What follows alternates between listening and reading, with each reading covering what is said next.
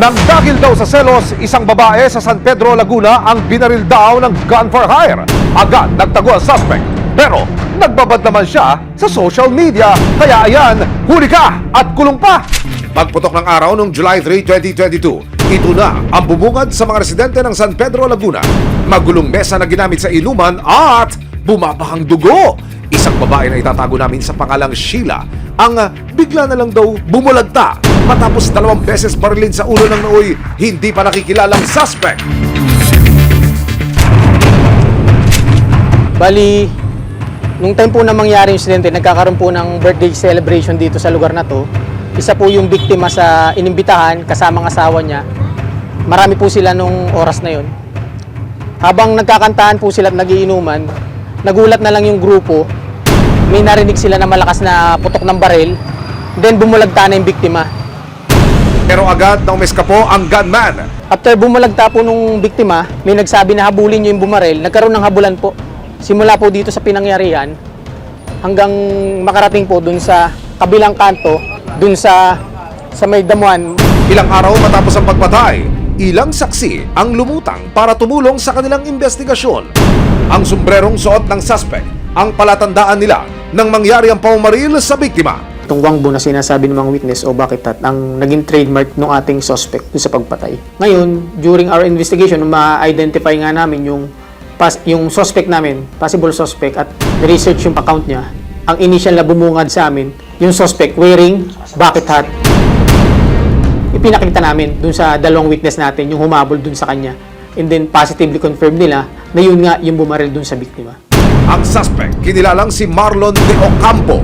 Ang pagkakakilanlan ng suspect ang naging daan para matukoy ng mga otoridad ang motibo sa pagpatay sa biktima. Base po sa resulta po ng aming naging investigasyon, ito pong si biktima ay may kaibigang babae na ipinakilala niya sa isang lalaki. Ito pong kaibigan niyang babae is may asawa na kasalukuyang nakakulong. At dahil nalaman ni Mister na nag-alakupido ang biktimang si Sheila sa kanyang asawa. So, ang nangyari po, nagalit itong nasa loob ng kulungan, humanap siya ng way para itong si biktima ay maipapatay. Dito na raw binayaran si Marlon de Ocampo para patayin si Sheila. Kung hitman ka, ibig sabihin napakadelikado mo. Kasi pwede kang pumatay dahil sa utos lang with monetary consideration. Siya na nga kaya ang target na si Marlon de Ocampo? Para makumpirma ng mga otoridad, nagpadala ang mga otoridad ng friend request sa account ng suspect. Pero, teka! Masyado yatang friendly si Kuya. Inaccept agad? Ang hindi alam ng suspect, ang kanyang mga stalker, lesbo na pala! Oh no! Kung nakita namin yan, yung halos almost every day, nagpo-post siya ng My Day. Kaya nasubaybayan namin yung mga galaw niya kung saan siya nagtatrabaho. Pati yung mga trabaho niya, pinopost niya sa My Day niya. Hanggang isang araw, nag-post ng selfie ang suspect. Huli ka, Marlon! Dito na napunto ng mga otoridad na kinaroroonan ng suspect. Nagtatrabaho na pala si Marlon bilang construction worker sa isang mall sa Quezon City. Doon kami ng chance na mag-surveillance dito. Doon at doon lang ang patak ng talagang My Day niya. Ayan, Kuya, kaka-cellphone mo yan. Kaya ang mga otoridad ng Regional Intelligence Division ng PNP Calabarzon wala nang inaksayang oras, kasama ang resibo, agad nilang pinlano ang pag-aresto sa suspect. Okay, team. Ang target natin is ito yung suspect sa pang-hold up at patay sa dyan sa Langgam, San Pedro. Ito yung kanyang warrant noong September 2022 pa to. So, tingnan nyo lang, ito yung pictures. Medyo ingat din tayo kasi ang biktima niyan sa binaril niya. So, expect natin kung baka may gamit din na dala yan. So, okay na. From here, tatakbo tayo ron. Coordinated na naman tayo sa NCRPO. Pagdating sa lugar, pinalibutan ng mga otoridad ng construction site kung saan nagtatrabaho ang target. Pero ang suspect, inutusan daw pala sa kanilang opisina.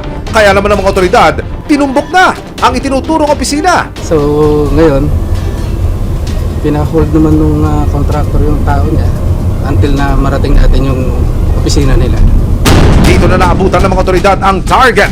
Ang suspect bigla na lang tumiklop at hindi na nakapalag. Agad siyang inaresto at binasahan ng kanyang mga karapatan. Inaaresto ka sa kasong murder. Dapat na kang manahimik at kumuha ng sarili mong abogado. Matapos maaresto, dinala ang suspect sa San Pedro Laguna Police Station. Si Marlon, todo tanggi sa kinakaharap na kasong murder. Hindi po ako nun. Ayun po, bakit akong napili para maging yung tao na yun? Matapos ang 2 taong pagtatago sa ngipin ng batas, sa wakas nakamit na ni Sheila ang hustisyang hinihiling ng kanyang pamilya. Magandang regalo po to sa mga kumplina na ibinigay natin para doon mag-start. So doon na po, nag-start na po ang pag-usad ng hustisya. Patuloy naman daw ang pag-iimbestiga ng pulisya sa natukoy nilang PDL na nag-utos daw sa Maraming salamat sa panonood, mga kapuso. Para masundan ang mga reklamong nasolusyonan ng resibo, mag-subscribe lamang sa GMA Public Affairs YouTube channel